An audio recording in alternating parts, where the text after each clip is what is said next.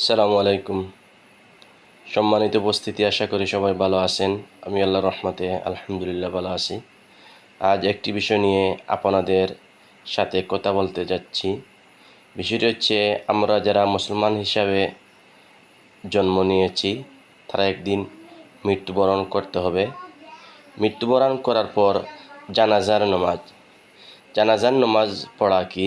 জানাজার নামাজ পড়া ফরজে কিফায়া এবং জানাজার নামাজের ফরজ 3টি: নিয়ত করা, 4 তাকবীর বলা, খাড়া হওয়া। এই 3টি ফরজ পুরুষ এবং মহিলা উভয়ের জন্যই জানাজার নিয়ত করতে হবে। পুরুষের যেমন জানাজা পড়তে হবে, তেমন মহিলাদের ক্ষেত্রে জানাজা পড়তে হবে, এতে কোনো সন্দেহ নয়। অর্থাৎ পুরুষের ক্ষেত্রে লিহাজ আল, আর মহিলাদের ক্ষেত্রে রিহাজ হিল, এই শব্দটি পার্থক্য রয়েছে। তাছাড়া ঈদের নামাজের কান পর্যন্ত হাত উঠানো হয়, কিন্তু জানাজার নামাজে হাত উঠাতে হয় না।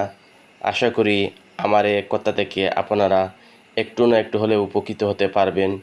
তাই বলে আমি আপনাদের কাছ থেকে বিদায় নিচ্ছি। আসসালামু আলাইকুম রহমতুল্লাহ।